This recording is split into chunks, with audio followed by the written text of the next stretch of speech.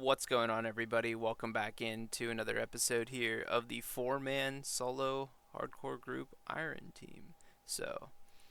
Let's just jump right in. Just want to update everybody on what exactly I've been doing over the past couple weeks here, um, what I've achieved over the past year or so as well. From the beginning of the accounts, I always sought after getting extremely high combat stats, and that was always just one of my long-term goals. If you just maybe even take a gander, so the two accounts that are not slaying, this is the update that I'm going to reveal here. That these accounts are already 99 slayers, so I've sort of parked them on the side there. They're just going to be doing some skilling methods, trying to get other stats up that are helpful for being an Iron Man account. Because they've already achieved that 99 Slayer. They already have 99 attack, strength, defense, hit points. Those are the most valuable ones for melee. And then magic is just extremely powerful as well as a utility, and for raids. And then ranged obviously for raiding and some bossing. Um, right now I have parked them on the side because they've completed all of their Slayer, and I have now rotated the other two accounts in to do Slayer. That's the two that are currently doing Slayer. I am working on getting them to that same sort of status where they'll be 99 Slayer, they'll have completed, all of their melee stats, and then it should just be like a couple magic and range levels remaining for literal 99 all in all combat styles. Um, Not so concerned about like actually 99 prayer. I'll get as close as I can, but prayer is one of the slower skills to train, especially if you're a hardcore Iron Man. You don't have access to that wildy altar, so whatever my prayer ends up at, hopefully it'll be about 90 plus, which it sort of is. It's like 80s. I'm like 87 to 90 across the board here. And yeah, wherever that ends up is just going to be where it ends up. I'm not going to continue to grind a ton of Slayer just to get those last few remaining prayer levels, because those really, they have a not not as impactful of a change as something else would in the stat department. So it would be convenient, but like those millions and millions of prayer XP, that would be really difficult to obtain. It's not going to be worth my time at the moment. I will eventually, work towards 99 prayer, but right now the current goal is to just finish Slayer on the third and fourth account, and getting some scaling 99s on the side though on the first two accounts that have achieved 99 Slayer. A couple 99s coming in recently, did a lot of 99 farming, got a couple accounts now with 99 farming and closing in on the remaining two. Should have that farming cape. Uh, it teleports you to the farming guild as a perk. Um, and 99 cooking on a couple accounts as well. Just having that cooking cape to where you guarantee successfully cook any fish that you get as raw just means that you're just 100% of any fish you ever obtain is just guaranteed to be successfully cooked. There's a lot of useful 99 perks from the skill cape effects. And that's sort of why going for max is such a nice goal to work for, is because you get all those 99 perks from each skill along the way, and once you're 99 all when you're max, then obviously you have access to them all. You don't need to question, oh, do I have this skill cape perk? It's like, well, yeah, you're max, so you will have access to all of those perks, and some of them are extremely powerful, some of them are extremely helpful for Iron Man main accounts. Whatever account you're playing, you can always find uses in the majority of them. Um, yeah, so alongside, working on Slayer is one thing, right? You can just train and get the stat up. However, for my instance, I will be also trying to work in combat achievements.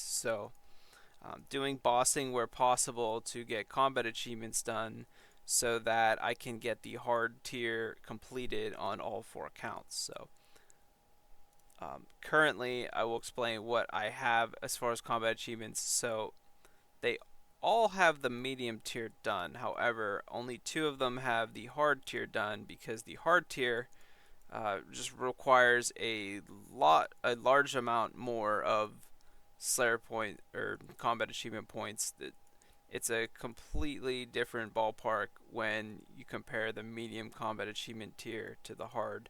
And then obviously every step up from there, it only gets more and more challenging.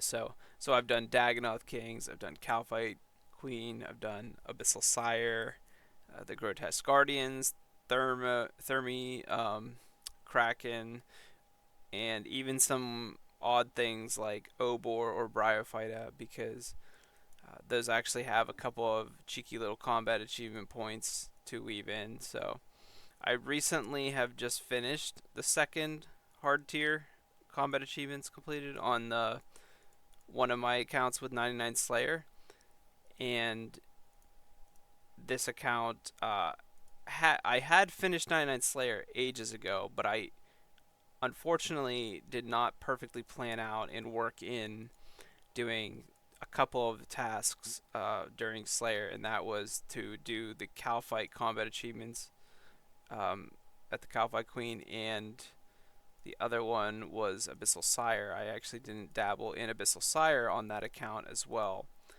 And so not having the combat achievements from those 2 areas left me like just shy of hitting that hard tier. I was about 20 or so points off. So I went in and I did some Skatizo, I did some Hill Giants and Moss Giants with a cannon. So I just used about 4 or 5,000 cannonballs, got myself a couple of Mossy keys and a couple of Giant keys, and I did some Obor combat achievements as well as Bryophyta ones. Those were very easy, but they're only worth like 1 or 2 points a pop. So didn't get too much done, but the Skatizo ones, helped finish off that full tier of the hard combat achievement rewards, which is my main goal. So I need that as a baseline because I want all of these 4 accounts to have that reduced God Wars kill count. The reduced God Wars kill count goes from 40 to 35 to enter any of the boss rooms there. So that's the goal for when I'm maxed Slayer and max combat. I want to also have that completed, so weaving that in where possible to do those boss encounters. That's going to be pretty vital to my plan here because as soon as I'm max combat on all 4 accounts, you can bet that I'm going to be going into Zami with a greater demon task and start to, do the sweep of all 4 God Wars encounters. So it will be starting with Zami and then moving to Bandos once I have a Hosta or at least a couple Hostas. I'm going to want to get multiple spears for the eventual Corp grind. If I do any Corp Beast, I will spec its stats down and I will reduce, his defense and his offensive stats to 0 using the Dragon Warhammer and Arclight method where you eventually Bandos Godsword spec to fully reduce all of his magic level and such to 0. That way he's extremely inaccurate. He can still hit on you, but when I have 4 accounts in there, I need to have the lowest chance of him actually dealing a significant amount of damage in a short amount of time because I'll need to be watching all 4 accounts' health, keeping that high. So I will be able to just sort of mindlessly, poke with the Zami Spear on Corp once his stats are reduced. So that would be the method for that. So I will be going for at least 4 Zami Spears. Should be able to just farm that boss fairly cleanly. I will have 4 Greater Demon tasks, so currently lined up, I have the hard combat achievements and 99 Slayer completed. And so what I did was I kept doing Slayer until I got another task of Greater Demons. So Now I'm just sort of sitting with Slayer completed, and I have a big Greater Demon task ready to go. So here, if I go, I can just show you here, task, and this account has, yep, 223 Greater Demons ready to roll. So the other account has that as well, and the remaining third and fourth account will also be in that same ballpark once they're done with Slayer. So continuing to max attack and defense will be important, and once they finish Slayer and the hard combat achievements, I will also get those Greater Demon tasks. And go into Zammy with 4 Greater Demon tasks, because with the Arclight and the Slayer Helmet bonus, I mean, he will absolutely just, he will just melt. There will be no chance. I'm not even going to worry about Dragon Warhammer specking, because it's not even that much different than the Arclight spec in terms of reduction. And you don't really need to reduce his health. You more just so need to just clobber him and take him out quick. The Arclight, even though it won't reduce his stats as much as a Dragon Warhammer spec, it is just more accurate and has a much faster attack speed, as well as the fact that I don't need to then switch back to my Arclight as my main hand weapon, which on 4 alt accounts in the same God Wars encounter, that would become pretty cumbersome with having to switch on all 4 accounts. So I'm not going to be doing that. I'm not going to be Dragon Warhammering. I'm just going to be Arclighting on task, hopefully smacking some 50s and such. Oh, hey, there's 95 Slayer. And yeah, I should easily hit like 50s or 52s with max hit. And 3 accounts will just be my main attackers. 1 account will be a tank with a little bit less strength bonus, most likely. In the fact that I won't be using like a Berserker Ring, I'll be using a Suffering. So hopefully, we can stay safe in that encounter, because being a hardcore Iron Man group, any death and it's over. So that's sort of the plans, is to just get these 2 accounts finished and prepped as well, and then I would have all 4 done, and then just start sending God Wars, because once I can send God Wars trips with a Greater Demon task, I'm gonna be just farm status. I'm just gonna be camping it. There's not gonna be any more Slayer left to do. I won't have any more task work to do besides maybe some skilling. So it's just gonna be PVM from there out. So I am looking forward to just sort of jumping in uh, to a lot of that bossing. And I always reiterate, like, this is gonna be the hardest challenge that I have to face on this game that I have in 15 or more years that I've played. I played all the way back to RuneScape Classic, and these 4 accounts have been some of the most fun that I've ever had in the game, because it's a unique play style. It's something that hasn't been done before, at least not to my eyes. So um, I'm very interested in seeing the challenges that await in these sort of boss encounters. So, and that's the thing, is like, there's like a meta figured out for any singular account. Everyone's sort of already done the math, done their homework, and figured out the best methods to do certain things. Like, for example, doing God Wars, like, people run around the room abusing the red X mechanic, where you run underneath the boss at certain moments and he can't actually reach you, and then you pop out the other side and he still hadn't been able to reach you. So you can just run around the room and kite the boss and take basically no hits.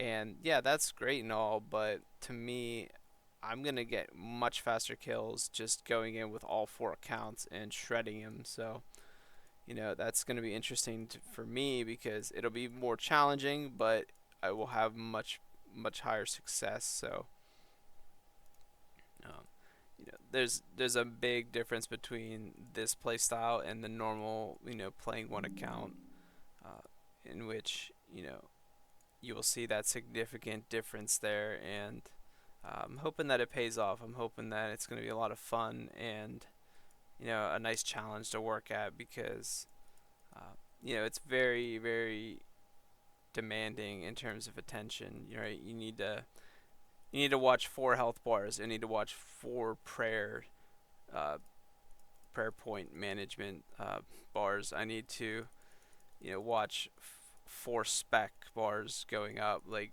when do I have spec again? Turn spec on. I need to watch all 4 inventories worth of supplies. I need to watch all 4 overheads and make sure that my prayers are correct on all 4. So there's a lot of like switching tabs and things between accounts and making sure that every account is ready to roll. As if one account is like falling short, right? That's not going to work. Can't be risking that. So have to make sure that I'm dotting my I's and crossing my T's there, because it's going to be extremely difficult to manage all 4 at once. So um, and on the side note, I do have Aviancies unlocked as well, because once I'm done with Zami, I can do Arma or Bandos. It doesn't really matter. Currently, the plan is to do Zami first, because when I get, you know, Greater Demon tasks, I want to be able to do that. And then when I get Aviancy tasks, I want to be able to do Arma. However, I want to make sure that I have the spears for the option to do Bandos as well. So I will make sure I do Zami before Bandos, and then move to Armadillo and Bandos once Zami is sort of completed. So, I have task storage unlocked as well. And basically, when I get an Aviancy task, I would just store it and work on getting Greater Demons. And then after Zami's completed, I will be able to unstore that stored Aviancy task and then go straight to Arma and Bandos, because, well, Bandos doesn't even require any Slayer task. So for that, I don't even need to worry. I can just go in as much as I want. I will just need to get chins. I will be catching red chinchompas for that. It's not gonna be like that big of a difference to have red versus black chinchompas, because with 4 accounts in there, typically what I've noticed is that if you are maybe doing a duo with a friend, because I've done this before, just having one extra account that is bolting the boss with Diamond E bolts, typically you do enough damage to where when the first minion gets chinned down with the boss, that the boss is basically dead. So you don't need to bring him to the second minion and start chinning again, which is what would normally be the scenario in a solo. But with now 4 accounts, so I have 3 accounts using bolts with a rune crossbow, Diamond E bolting, the boss will definitely be low enough by the time that first minion dies with chins. So it's not going to really matter having black versus red, because the chins are only a small part of the damage anyway. I will just be doing that because it will be the most efficient way to deal damage for that single account. But I can't chin with all 4 accounts, because then the minion just dies too quick, and the ratio of the boss's health to the minion that you're chinning is like a 2-to-1 ratio. So you can't just throw chins on like all 4 accounts, even though theoretically that would be, the best way to deal damage to the boss.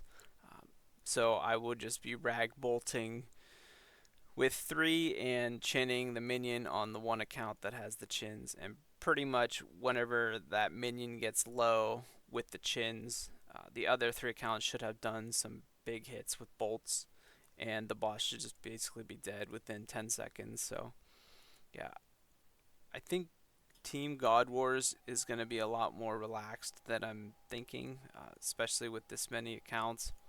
Just need to watch all the health bars of everybody and make sure that I'm eating food. Whenever I lose health, reheal it, right? Don't sit there on like a medium amount of health, because the more accounts that I sort of let fall down too low just means that I might eventually be in a panic or hurry to refill all the health back up, and that's where some things won't be possible, right? If all four accounts drop super low way too quick, you can only manage one at a time and then move to the next and then manage that. So keeping them all at like a healthy status is going to be pretty important. Uh, Even though after the fight, right, after the boss dies, you can blowpipe spec minions, you can blood barrage heal, you can do bones to peaches to heal. You can be very greedy, using Guthins and bones to peach and blood spells to heal. However, for my scenario, I'm not going to be able to risk that because, if I get too greedy, then all of a sudden I drop low, and then one big sweep of minions plus the boss hit, might just end up taking me out. So, not going to give that a chance. I'm just going to be using a lot of my supplies as needed. It will go just based on how I feel the encounter is going. I will have a lot of anglerfish in there. I will be using brews as well. So I plan on starting the kill with basically above 99 health because I will either be able to brew and then restore and then repot for range pot for Arma or super combat for the other God Wars instances, or I would just eat an anglerfish if I don't want to repot. Because brewing above 99 is great for healing above 99. However, it will remove your offensive boost pot. So I will be able to use anglerfish in instances where I do not want to repot and waste those supplies, and then brews whenever it's been like 2 or 3 kills and I could use a fresh pot again. Then I will just brew away my stats, restore back to full, and then boost again. So moving on to some other things I wanted to explain over the past couple of videos but haven't had a chance to, because some of it's based on the Slayer task and the opportunity is I use a lot of marked tiles for slaying, and a lot of people might see that some of this is unnecessary. Like, why do you do this? What do the marked tiles even mean? What are they used for?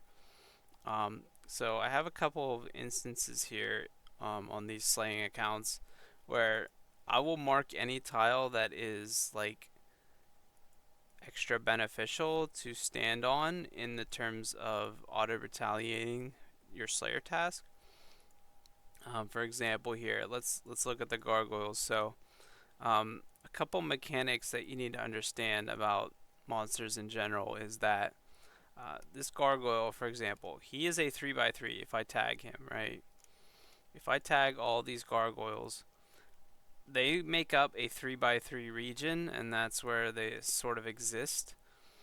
And the game really feels like a giant Tetris game because you'll just see these blocks of 3x3 moving alongside each other. So you can see how sometimes they line up, sometimes they're offset, and you see how those three kind of all just locked together. Like, they can't walk through each other based on the way that monsters block one another. Every unit basically blocks one another. So, but what you need to understand is that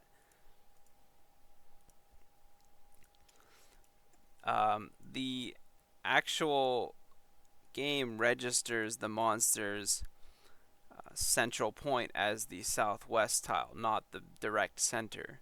So although that's where its physical body exists, it only actually exists in the game's mind in the southwestern part. So as you can see here, I have north facing up, so basically I always think of southwest as like down and left. If you're ever confused, just put north, up, and then it's always the bottom left corner of any monster, or its southwest region. That is the point that is the most important out of the region that it occupies, because that is the point in which its aggro radius starts at. So like a gargoyle will be aggressive within 3 tiles. Now, this 3 tiles is based on the southwesternmost corner of its existence. So basically, if I stand in the northeast part of the room, I'm actually far away from, even if there's a gargoyle very close by, I'm actually far away from its southwestern most tile because I'm in the northeast side of it in the room. So that actually means that I might actually just be outside of its aggro radius, uh, being that the aggro radius originates at the southwestern corner of the monster. So um, it's important to stand to the south and west of large monsters like this, because then you're actually, whenever it gets close to you, you're just as close as possible to its southwesternmost region, and then it will aggress towards you, and Auto-Retaliate will do most of the work for you. However, if you're to the northeast of a monster, you are further from that southwestern portion, thus potentially being too far from it. Even if it's like 1 tile away from you, uh, you're by default, even if I was next to the monster, I'm already 3 tiles away. So that's the maximum range of a gargoyle's aggression, right? Would be 3 tiles. So I basically have to be directly next to the monster on its east or north side to have it pull aggro. However, if I'm to its southwest, if I'm directly touching its west or south side, I'm much closer to that southwest corner of the monster, therefore making it much more likely that I will be within that radius of aggression. So, and if I were, say, 2 or 3 tiles away from it, but to the south or west of it, then it will still pull aggro because its southwestern corner is, still within 3 tiles of me. So a lot of that comes down to also where things spawn. So I have this specific tile marked in the gargoyles because the one to the east of me here will spawn literally right there. So I'm literally already adjacent to it, and that's important because sometimes these things will block each other. And when they block each other, that adds a lot of complication to it. See, okay, one just spawned here. Now, as soon as that one died, I immediately auto-retaliated to this one. Now, I will kill this one, and then it will start respawning, and then every time it respawns, I'm just within melee distance of it. So it just bops me, and then I auto-retell back.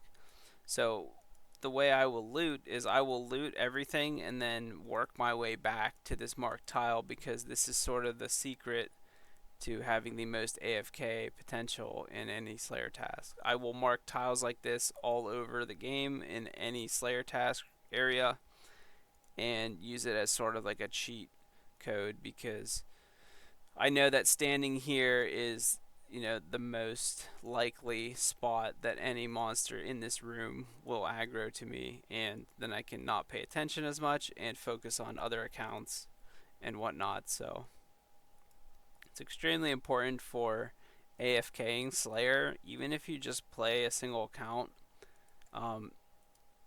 you can just utilize these types of positions here to get the most out of your Slayer task.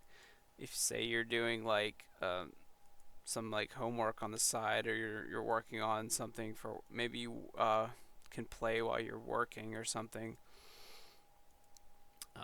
If you need to ever like look away and go tend to something like a work call, or maybe you're editing a video or doing something on the side like streaming, whatever you're doing, as long as you stand on this tile, Auto-Retaliate does the majority of the work for you. And um, I will be showcasing a lot of these spots. So for the gargoyles, it's specifically in this southeast circular room. I think this is the most condensed area for gargoyles, first off.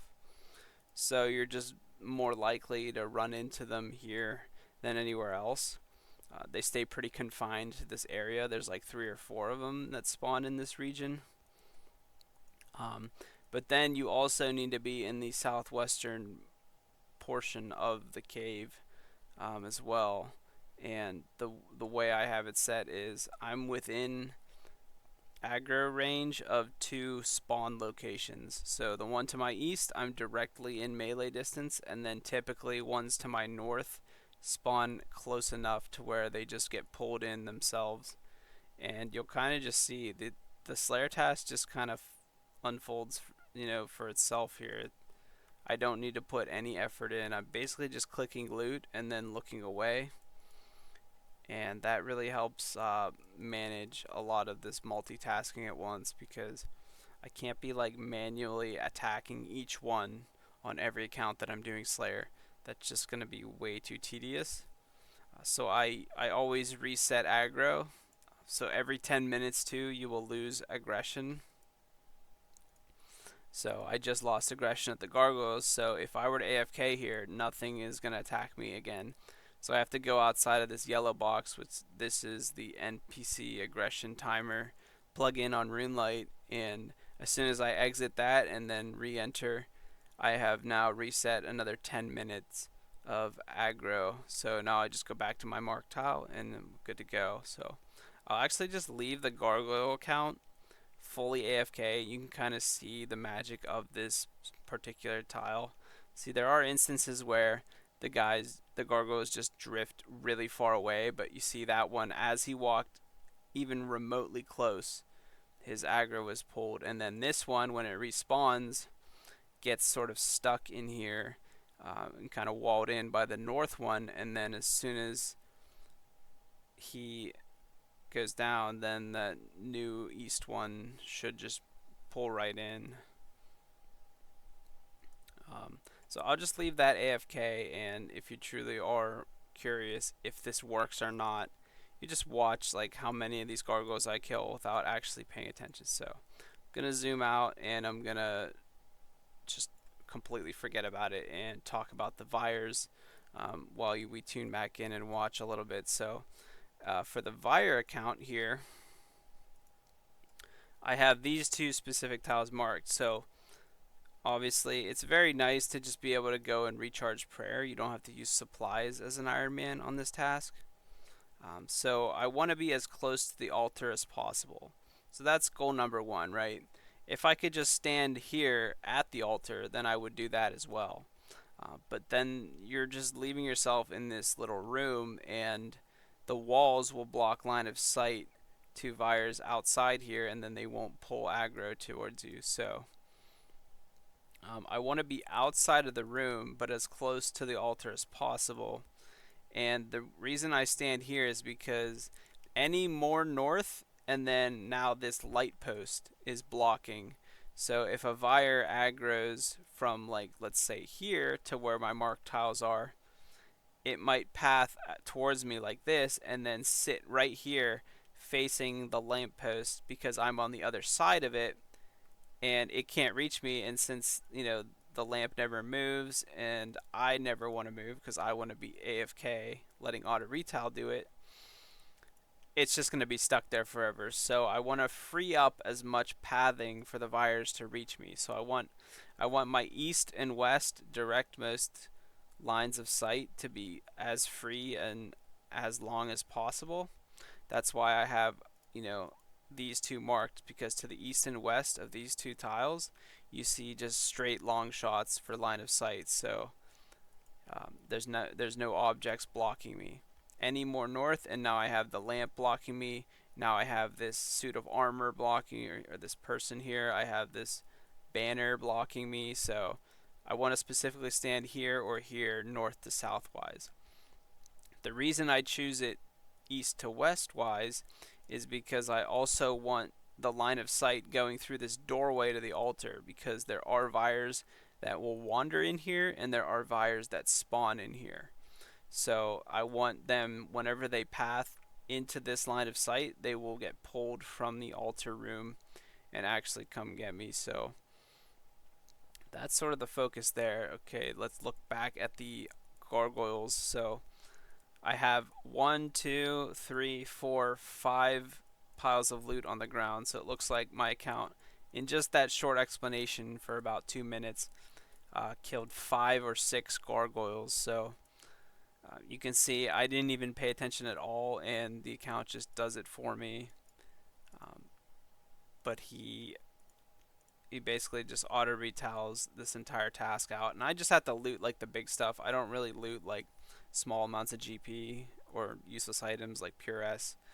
I'm not gonna waste time doing that. I'm mostly gonna focus on the big drops, and then just let this auto retaliate out. See, like gold ore, I'll take that because that's valuable for smithing. So, but then after looting, I always go back to my mark tile because this mark tile, again, it's like a little cheat code. If you know how to use it, if you know why it works, then effectively what you want to do is you want to loot and then work your way back to it. Now, see, sometimes here, like I want to stand there, but the gargoyle is kind of over top of it. So it's okay to be close to this, but this is generally just a reference. As long as I can get as close as possible to it, then it's also working the majority of why it works. It'll also do the majority of that work for you. So, and then just wherever possible, stand on it if you can. Um, so the one for this gargoyle room, I'm in the southeastern circular spot underneath the Mauritania Slayer Tower. So the way to find it is I would go to this little wall right here. There's a tiny little broken wall right next to this circular room.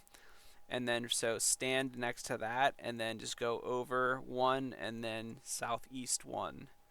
So it's just a tiny little L-shaped movement, 2 to the east and 1 south of that broken wall. So you know, if you're ever interested in some cool AFK locations for doing Slayer, definitely give this spot out a try because it just works wonders. And you know, why does it do that? You know, it's harder to explain than it is to just follow, but I tried to give some in-depth explanation based on me just being closer to the southwestern portion of the monsters, alongside trying to be between 2 respawn points of the monsters. That also is a factor that I consider.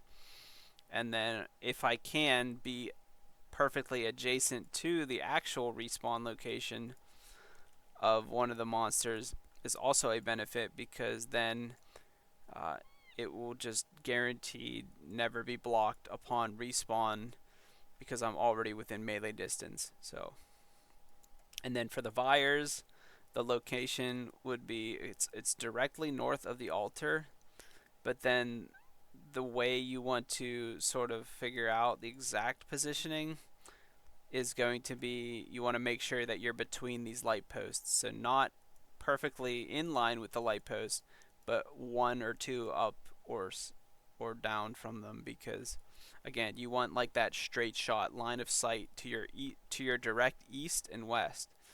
The game is just one giant chessboard, and the more you break it down into these tiles that it effectively is in its entirety, then the more you can understand monster pathing, your own pathing, just aggression radius and things like that to help aid with Slayer and get what you need done in the game. Because maybe you're just playing 2 accounts, maybe you're playing 1 account, but like I said, if you ever need to like AFK and you consider Slayer as not like an AFK-able skill because you constantly have to click each monster and then when it dies you got to click another one. So if you're not actively at your computer, using your mouse to attack new monsters, your account just sits there. And I'm here to sort of show that you can get so much done in an AFK manner. And with aggression being 10 minutes, I could literally, so for the gargoyles here, I can go reset this aggro by stepping outside of my aggro aggression timer radius. And now I have this fresh countdown. So this icon here with the 9 minutes and 50 seconds, That's how long until NPCs become unaggressive again. So now that I come back into this location, I can just take my hands off and AFK. I can go, work on, housework. I can do, schoolwork, whatever. If you're working from home, like a lot of people play on their PC while they're working from home because let's be honest, working from home is kind of a joke. You're most likely not getting much done for your company anyway.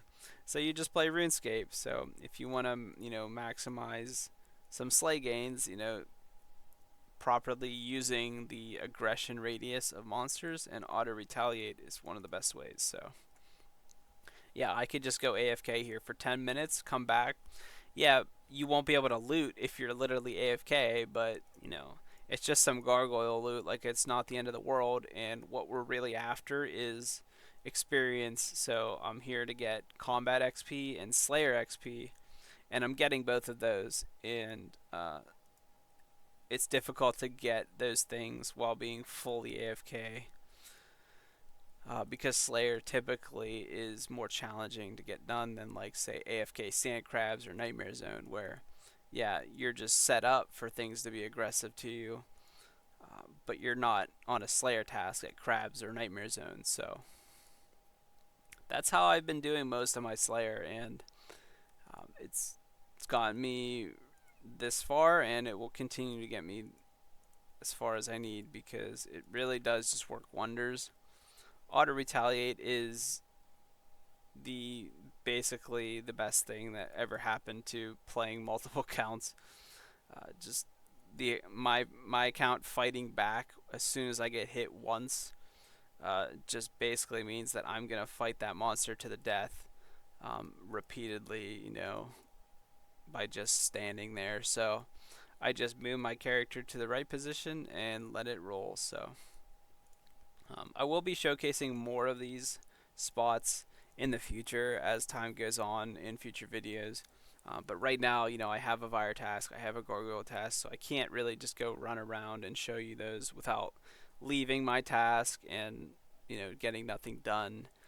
So I'll just be here and there showing, the specific locations that I have marked, and I'll go over why they work and whatnot. So if you're curious on learning those in-depth mechanics, or you just want some sort of cheat tiles to AFK on, and if you just believe it and follow it, then you'll start to understand, oh yeah, this really works.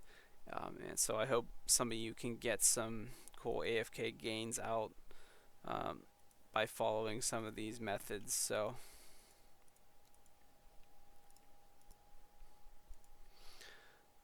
yeah, pretty much ready to go for the remainder of my Slayer. Finishing all my 99 melee stats, getting as high magic as possible. I do still want to go back to Muspa. That would be the Vire account here. This is going to be my Muspa account. That's why I have such a high range level. I have 97 range because I try to just get that as high as possible. For when I eventually do Muspa, I will be using most likely some pretty bad gear. I will be using really good mage gear, but the problem with Muspa is that he uses, or rather you have to use, two different styles because he changes forms quite often in the fight.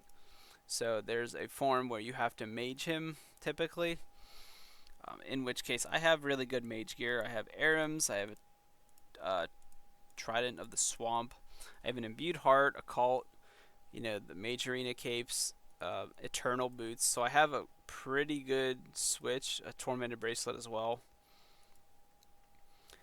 So I'll be barraging him to freeze him for 20 seconds and then just tridenting him until he changes back to the other form. And then when he changes forms to the other one, I can no longer mage him, so I'll have to switch to my range gear. And I have, an Anguish and some good Dragonhide from the God Dragonhide from Clues, but my main weapon is going to be the issue. My main weapon, I will be using a Crystal Bow.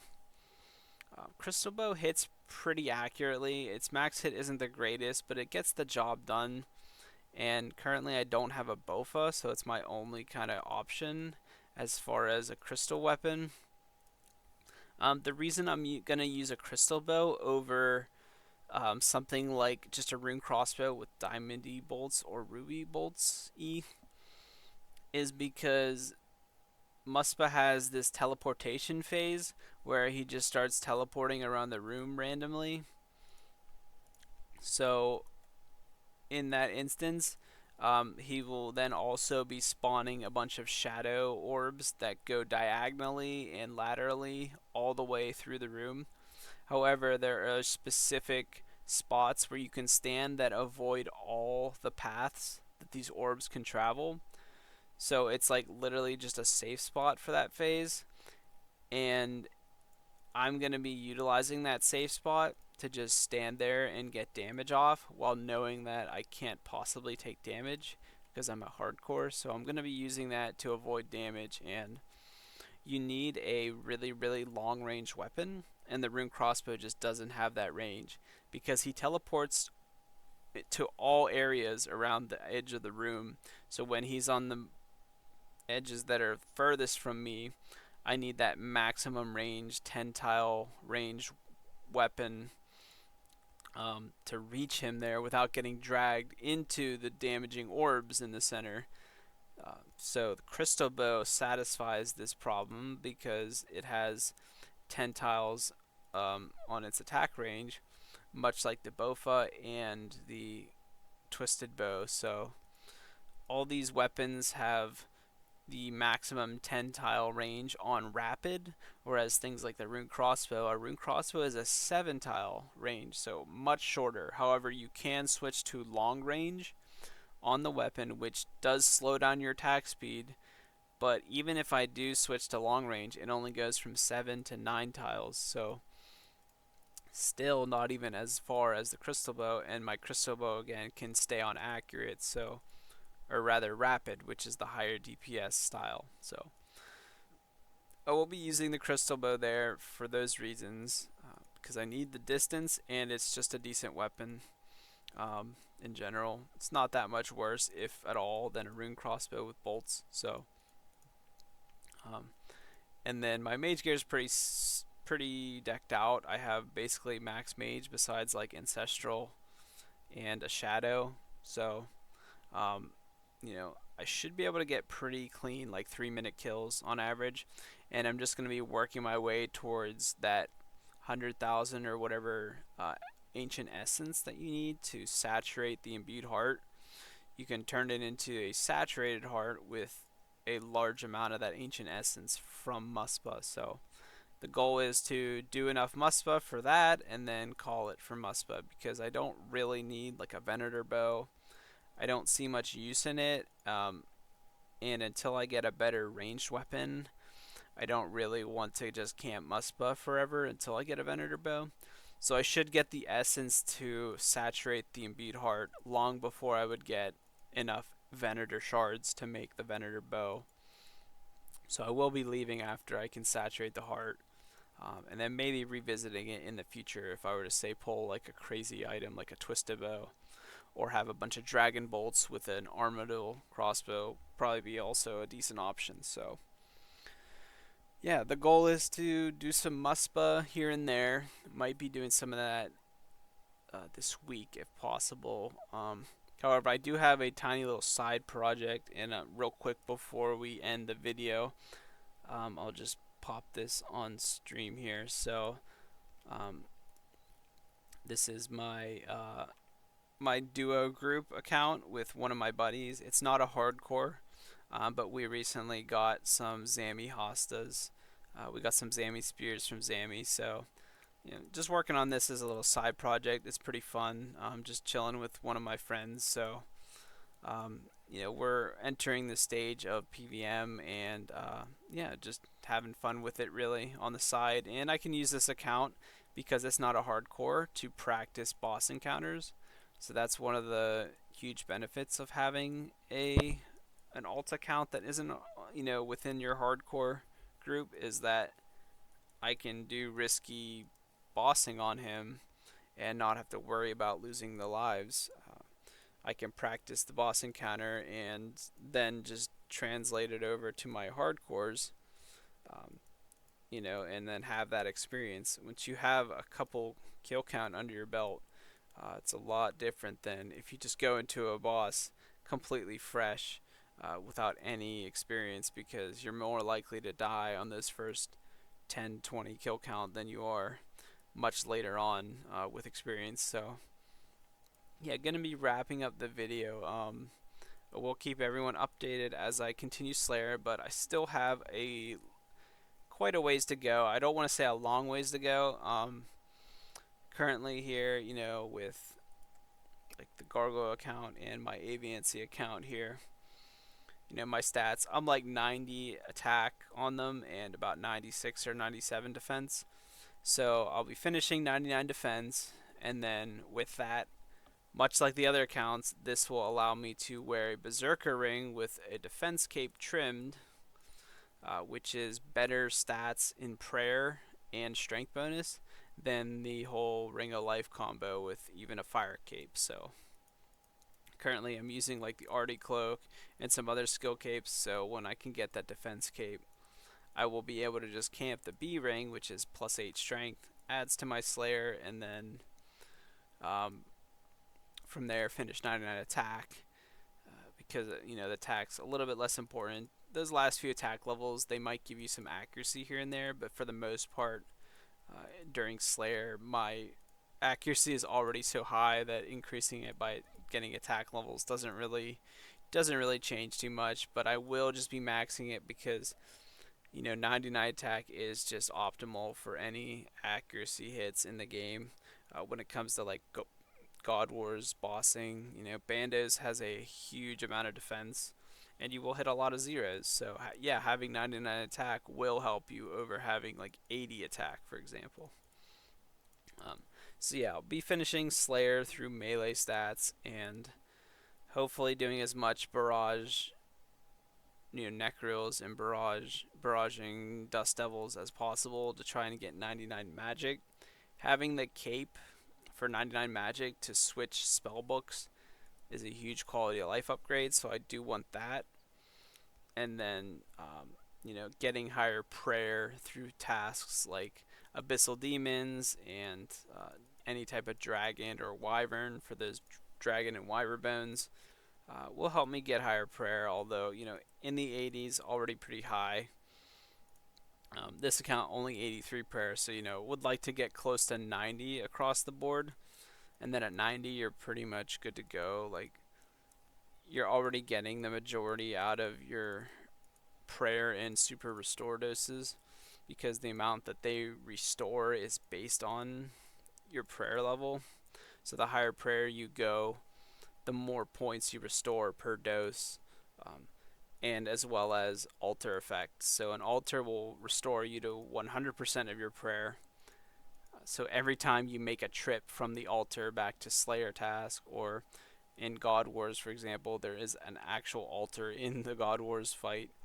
So every 10 minutes you can use that altar, and getting a full 90 as opposed to like 82 prayer, that's an extra 8 points. Stuff like that really adds up, especially when I'm on 4 accounts and I'm doing it throughout the course of like an hour or two encounter. So yeah, thanks everyone for tuning in, and definitely look forward to some upcoming progress videos. And as I finish off the 99 melee stats, we'll be looking to enter Zami God Wars. So drop a subscribe on the YouTube if you haven't already, and comment if you liked. So thanks everyone for watching. I will catch you on the next video.